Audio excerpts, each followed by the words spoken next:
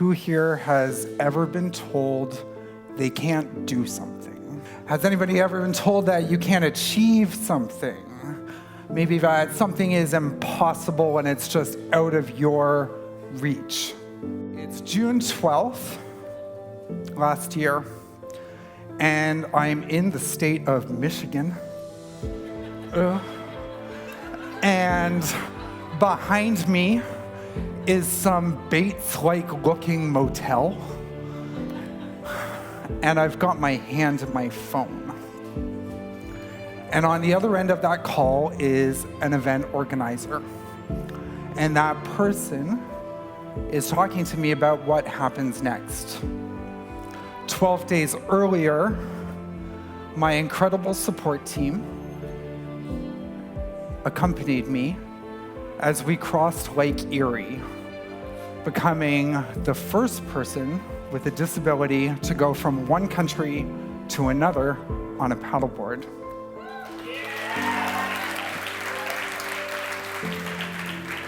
A world first achievement, a world record. But for me, it was much more than that, because I had attached it to the Canadian mental health crisis, a $51 billion a year economic crisis in this country that will take 4,000 lives.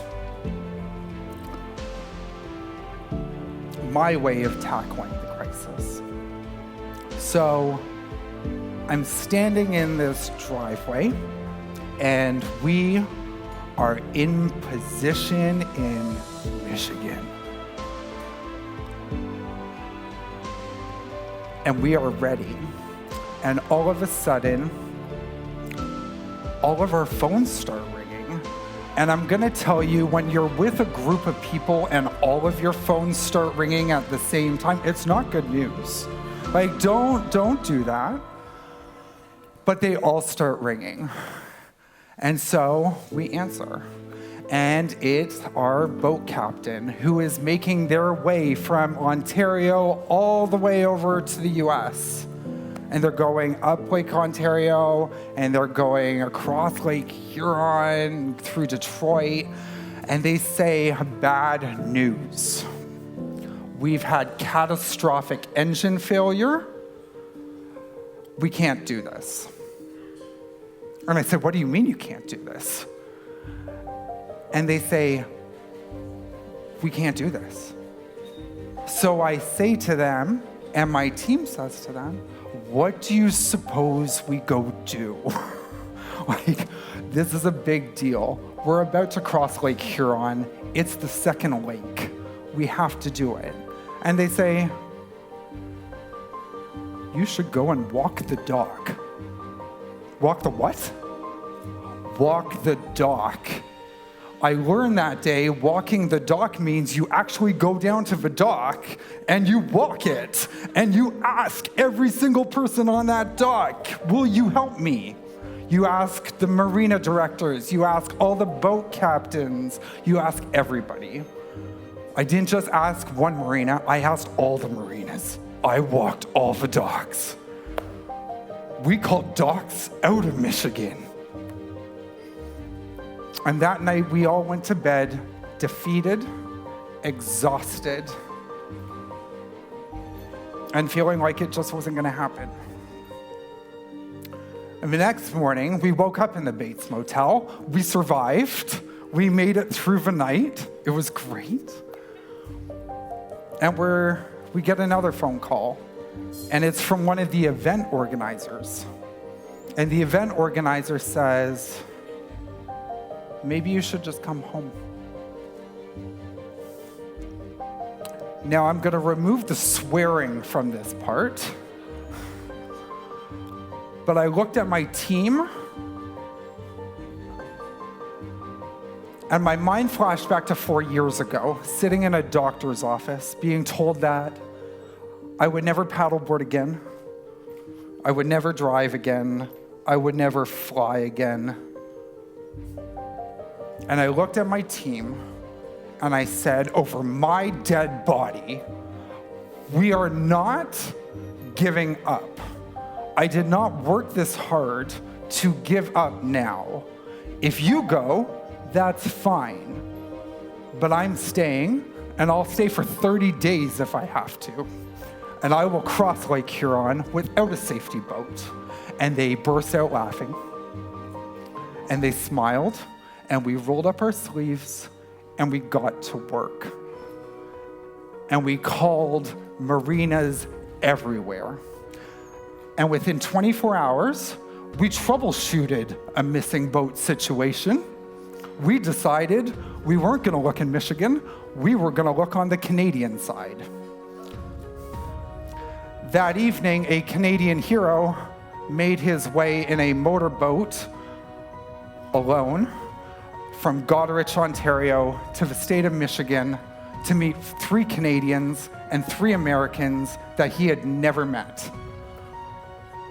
The following morning at 6 a.m., I met Captain Jim Peaver. I shook his hand. I said, thank you. And I got into the water.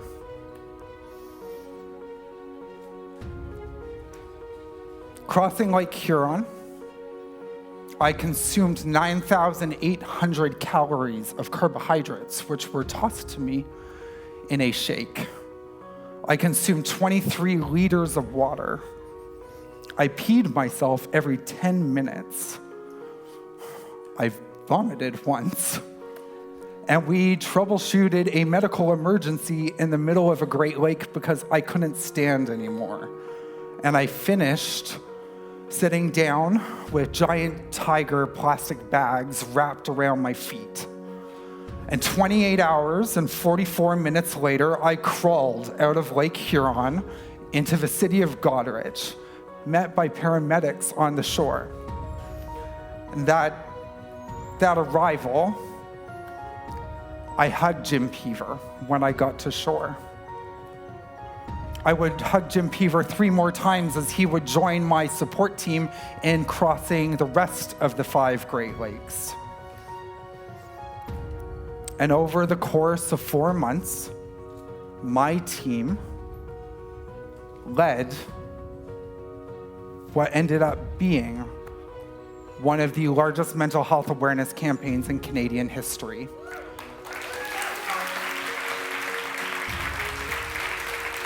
Reaching Canadians from coast to coast, the House of Commons, and me being invited into the office of the Prime Minister. What I can tell you is that there are going to be rough waters ahead with whatever you set out to do. But go do it. Do it twice. Do it 5 times. And take pictures, not just for yourself, but for others, so that they can see themselves in your accomplishments, in your achievements, so that they can go out and do great things. Because that's what this world needs. Things are gonna be hard, but resilience is built. And you learn resilience by doing the tough things that you think that you can't do. So I encourage you, go out and do that thing that people say is impossible, that you can't do. Because at the end of the day, when it's all said and done, you get to live with that. And you get to know what you've done. So go out and do those things, whatever they look like. And when the doors to possibility open, go after it, go get it, go cross your Great Lakes.